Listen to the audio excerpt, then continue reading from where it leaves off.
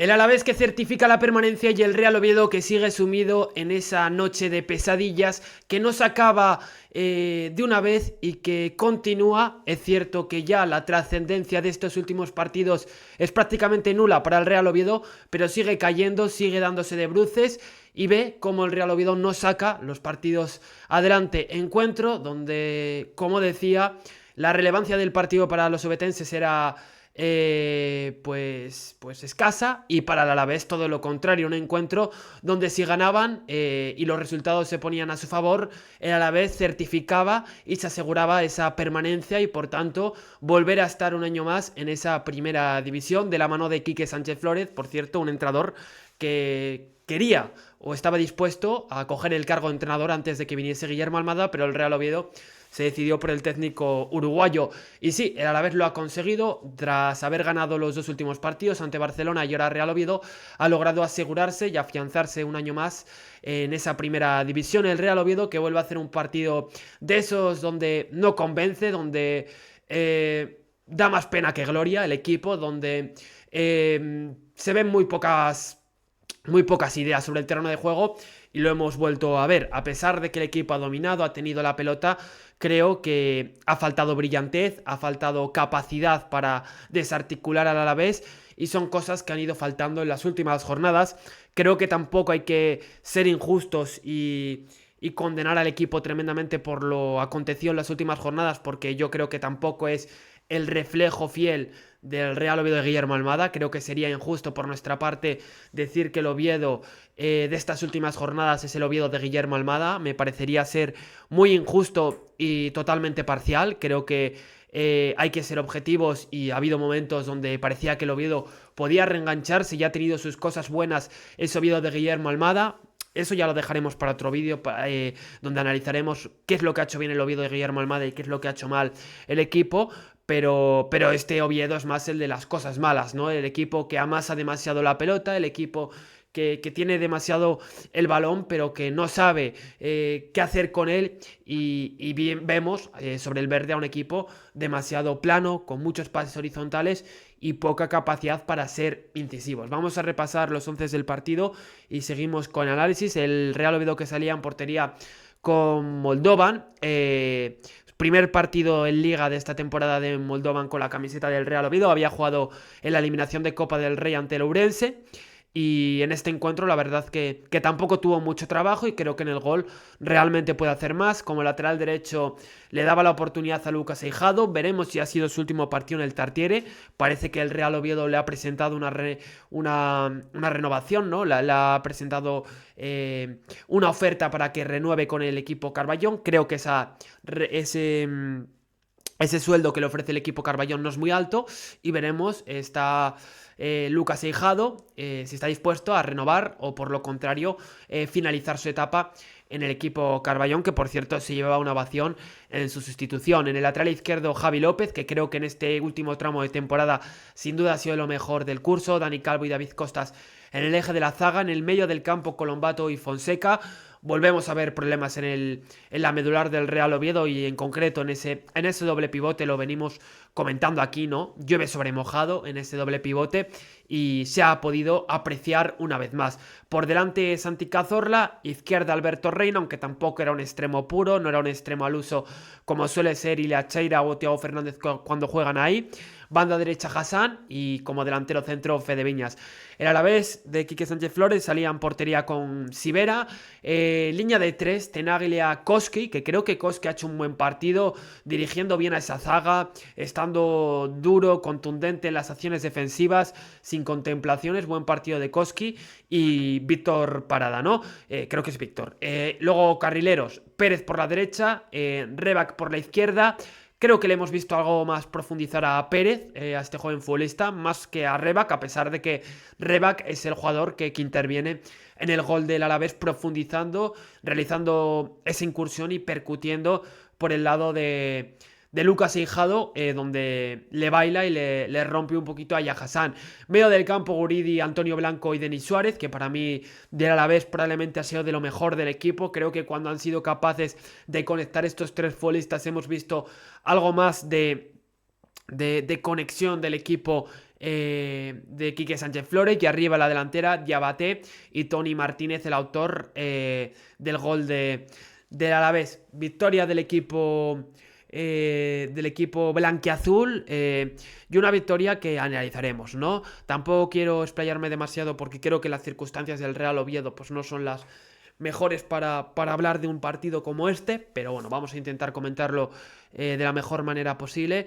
Y es que hemos visto cómo el Real Oviedo ya de inicio pues salía teniendo la pelota en general, un Alavés que sobre todo tuvo la idea clara y tuvo al Oviedo donde quiso, ¿no? Es decir, le salió el partido perfecto, porque vimos esa ofuscación en el Real Oviedo, esa incapacidad para combinar, muy espesos, un equipo que no encontraba los espacios, y luego un Alavés que con muy poquito a nivel de armonía sobre el césped, me refiero sobre todo a la hora de combinar, a la hora de asociarse con pelota, pues con muy poquito de todo eso fue capaz de reducir esos espacios a nivel defensivo, de ser un bloque realmente compacto, achicar esos espacios, ¿no? Comprimirse al máximo, minimizar por tanto ocasiones del Real Oviedo, que le funcionó, y luego cuando tuviesen sus oportunidades, aprovecharlas al máximo. Y oye, marcaron un gol que les sirvió para llevarse los 3 puntos. No fue un encuentro donde los dos porteros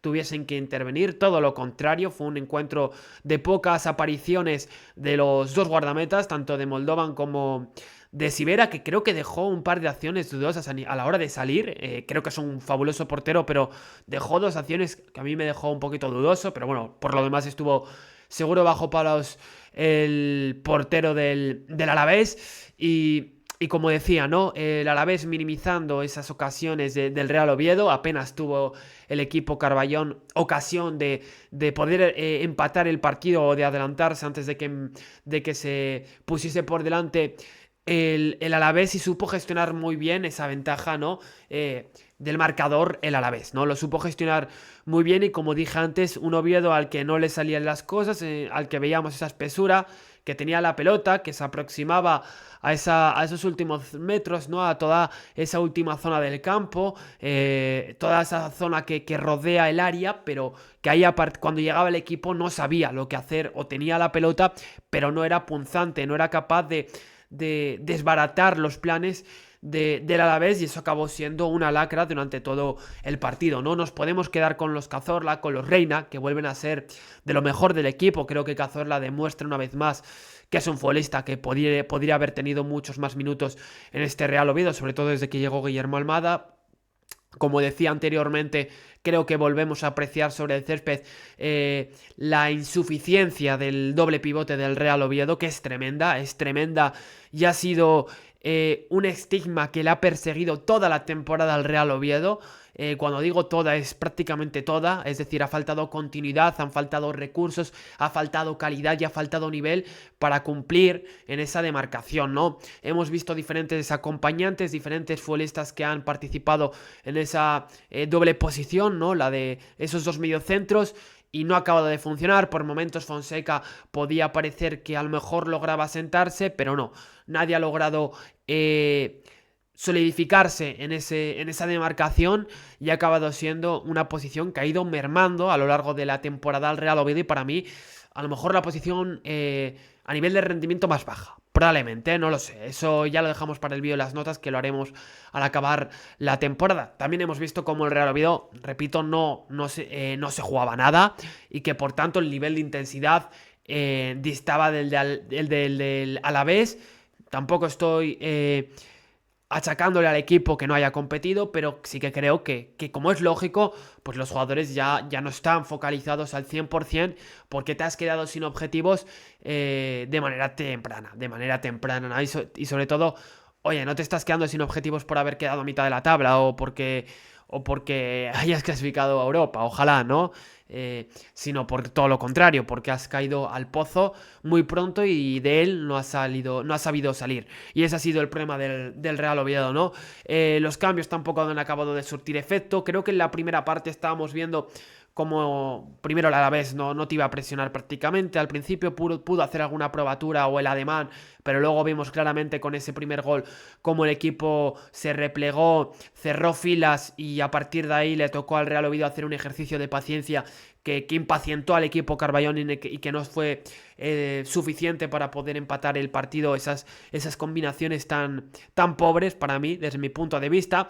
Veíamos cómo no jugaba esta vez con un extremo puro, o bueno, es que Thiago Fernández a lo mejor ni es extremo puro, ¿no? Pero no juegas con un jugador tan referencial en ese sentido, ¿no? De ser un extremo que te busca más estar pegadito a la línea de cal. No vimos eso, ¿no? Vimos a un Alberto Reina que tendía, como es lógico, a participar por dentro porque es un mediocampista y aportar algo de centrocampismo, que como dije antes, para mí junto a Cazorla pues fue de lo mejor del equipo. Y veíamos un Real Oviedo que estaba atorado y que acumulaba muchos hombres por dentro, y es que eso es lo que hizo el Alavés, no lo que quería, perdona, el Alavés que hiciese el Oviedo, que era aglutinar a mucha gente por dentro y que colapsase, y así fue. Un poquito de cortocircuitos del Real Oviedo, para mí le faltó ensanchar el campo. Creo que Javi López era el que te ayudaba a darte esa amplitud por el flanco izquierdo en el primer tiempo, pero no acababa de ser del todo punzante, no acababa de desvencijar al equipo de Quique Sánchez Flores. Y eso fue un problema, ¿no? Por la banda derecha veíamos cómo buscaba el Oviedo mucho a Hassan porque quería precisamente hacer eso, dar amplitud, hacer más grande el campo, pero a mí lo de Hassan me ha parecido desesperante porque yo admiro a este perfil de futbolista que pide la pelota, que es regateador, que incluso puede perder el balón muchas veces, pero que luego te deja esos grandes detalles, pero no comparto el partido que ha hecho Hassan, o sea, y mira que yo siempre he sido una persona que me gusta este perfil de jugador y que muchas veces es bastante criticado en la sociedad, tiene bastantes detractores, pero yo soy de la opinión de que dame un Hassan en mi equipo, pero dame el Hassan de inicio de temporada, dame el Hassan de la primera parte de temporada y no este último Hassan que se le ha visto desolado, que se le ha visto triste, ya no se le ve con ese rock and roll sobre el césped, con esa chispa, no se le ve ser ese jugador que transmite con su fútbol, y es que vimos cómo lentificaba el juego del equipo, cómo lo ralentizaba, cómo amasaba demasiado la pelota, ¿no? Lo decía al inicio, el Oviedo ha sido un equipo que ha amasado mucho el balón, que ha tenido mucho la pelota, pero poca efectividad, poca capacidad para encontrar esas alternativas en el juego, y creo que Hassan sería un futbolista que personifica lo que ha sido el Real Oviedo en este encuentro. Espesez,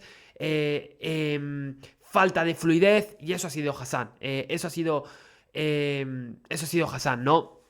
Por lo demás, en la segunda parte el equipo ha seguido dominando, a la vez mismo planteamiento, tenía el Oviedo donde quería, como hemos ido comentando, y ya ha habido cambios, ¿no? Ya de inicio en el segundo tiempo entraba Thiago Fernández, que creo que ha ayudado a avivar un poquito más ese flanco izquierdo, a darle un poquito más de ritmo al equipo, pero es cierto que no ha tenido su día más inspirado, y la Chen en el 66 para jugar por dentro, y ya luego Alex Forés, Thiago Orbas y Nacho Vidal, que salían ya al filo de la segunda parte, donde apenas participaron los tres y donde el Oviedo no le supo encontrar, ¿no? Para mí faltaron centros laterales, y yo es algo en lo que creo que he comentado alguna vez aquí en el canal, y es que a mí me gustaría ver a Hassan más pegadito a la banda izquierda, bueno, algún día acostado en la banda izquierda en vez de a la derecha, ¿no? Porque juega a pierna cambiada y está muy de moda en el fútbol de hoy en día jugar a pierna cambiada. Cada uno puede tener su opinión, yo creo que haya futbolistas que les viene mejor, a otros peor, pero yo creo que a lo mejor podemos convenir en que a lo mejor a Hassan, oye, jugar a la izquierda no le sienta tan mal porque es un futbolista que busca mucho ese desborde, y al final creo que si lo pones en la izquierda no lo va a perder, y sobre todo por un tema. Hassan, su principal debe a mi modo de ver es la toma de decisiones, pero principalmente la última toma de decisión, es decir, la última decisión que toma Hassan muchas veces es errónea, muchas veces es muy por debajo del nivel que se le ve en el regate, en la desenvoltura, en ese tipo de acciones, ¿no? Entonces yo querría ver a Hassan en esa banda izquierda. ¿Por qué? Porque muchas veces llega a línea de fondo y claro, él pone el centro o pega ese disparo con la derecha, con su pierna mala.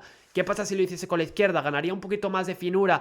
¿Ganaría un poquito más de prolificidad en esas acciones? Es lo que yo quiero ver, y solo digo como experimento, ya que el Real Oviedo no se juega nada, me gustaría verle en ese flanco izquierdo. Es lo único, y a lo mejor no sirve para nada, pero a mí me gustaría experimentar y ver cómo Hassan funcionaría en esa banda izquierda.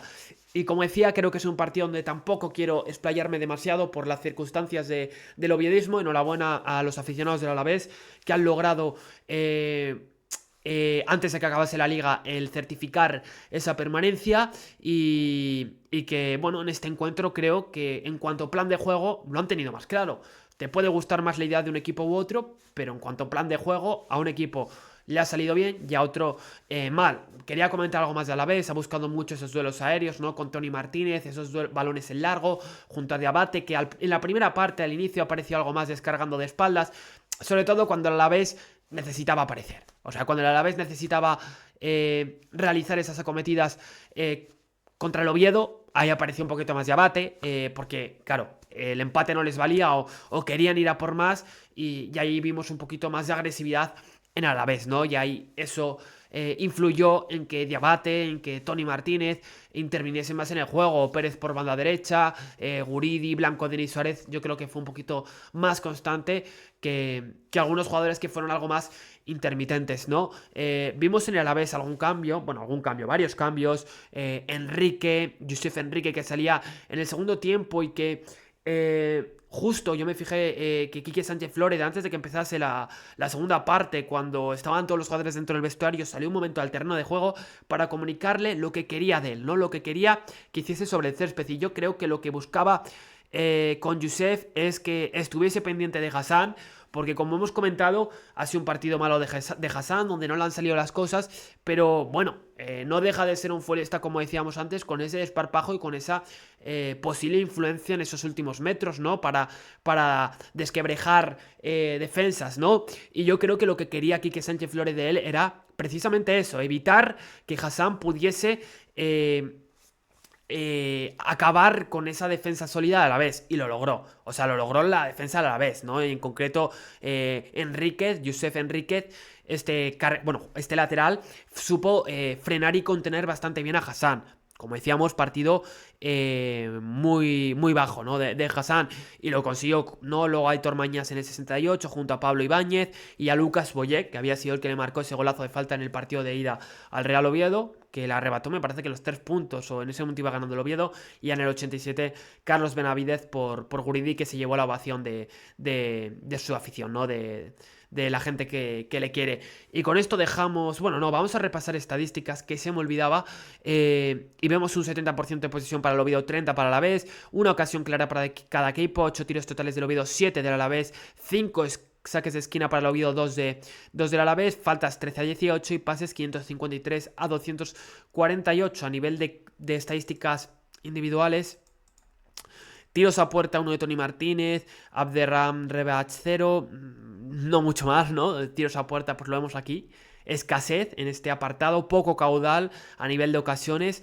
Tiros fuera, 2 de Nahuel Tenaglia, David Costas 2, no ha estado mal Tenaglia. Tiros bloqueados, perdón, Ángel Pérez 1, Federico Viñas 1. No hemos visto a ese Fede Viñas tan impetuoso como otras veces.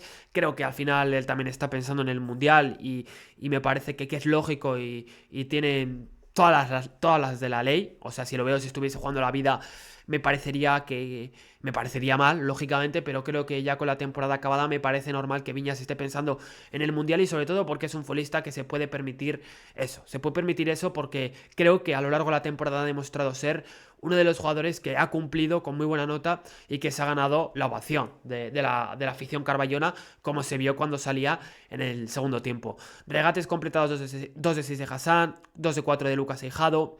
A nivel defensivo, acciones defensivas 11 de Calvos, 10 de Tenaglia, Koski 10, despejes 8 de Koski, 6 de Dani Calvo, tiros bloqueados 2 de Calvo, 1 de Víctor Parada, intercepciones 3 y 2 de Tenaglia, entradas ganadas 4 de Tenaglia, Pablo Ibáñez 4, Santi Cazorla 3 y regateado 3 Rebach. Vimos cómo Rebach sufrió algo más a nivel de defender a Hassan que luego el jugador que le sustituía, ¿no? Que Yusef. Pases, toques el que más Cazorla, Javi López, Calvo, Costas, Alberto Reina. Pases clave, 4 Cazorla, 2 Javi López. Centros acertados, 3 de 12 de Cazorla, 2 de 6 de Javi López, 1 de 4 Hassan. Vemos al final cómo en estas estadísticas vuelven a salir destacando, en cierta manera, Cazorla y Javi López, que han sido lo mejor en este segundo tramo del Real Oviedo cuando han estado, ¿no? Sobre todo lo digo por Cazorla, que no ha podido estar mucho debido a esas suplencias. Y duelos, pues duelos ganados 7 de 15 Hassan. Creo que ha mejorado en esta faceta del juego. Creo que hemos visto cómo Hassan se ha involucrado mucho más en acciones defensivas, en no ser ese jugador apático que veíamos cuando... O apático, un poco pasivo, ¿no? Ese jugador pasivo que veíamos muchas veces en la presión, sobre todo cuando llegó al Real Oviedo del Sporting. Pues en ese aspecto creo que hay que tenérselo en cuenta. Hassan ha mejorado y estará en el Mundial probablemente. 6 de 12 de Cazorla, Antonio Blanco 4 de 13, Rebat 7 de 12. Y posiciones perdidas 23 de López, 20 de Cazorla, faltas 7 de 3, perdón, de Tenaglia, 3 de Blanco y recibió falta 5 Hassan, 4 Reina y a nivel de porteros paradas totales 0 y 0, increíble este dato, con los puños 1 a 0 y despejes por alto 3 a 0. Y por último, quería irme aquí para... Ay, perdón, que nos estaba poniendo la imagen de las estadísticas, se me pasó.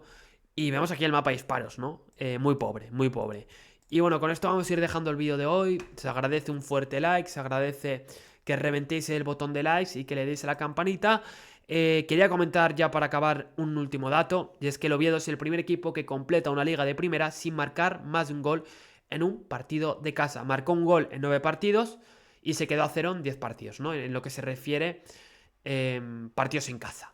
Así que nos vamos con esta triste estadística, una temporada triste, un colofón complicado, un final tétrico, desgraciado, desdichado, pero esto es lo que tiene, ¿no? El año pasado fue una temporada feliz para el oviedismo, esta temporada ha sido todo lo contrario, insatisfacción, infelicidad, pero... Oye, deseamos volver de la mejor manera y ojalá que el año que viene estemos diciendo a estas alturas que el Oviedo ya es equipo de primera división. Con esto dejamos el vídeo de hoy, nos vemos en la próxima. Muchas gracias si habéis llegado hasta aquí. Nos vemos en la próxima, chao, chao.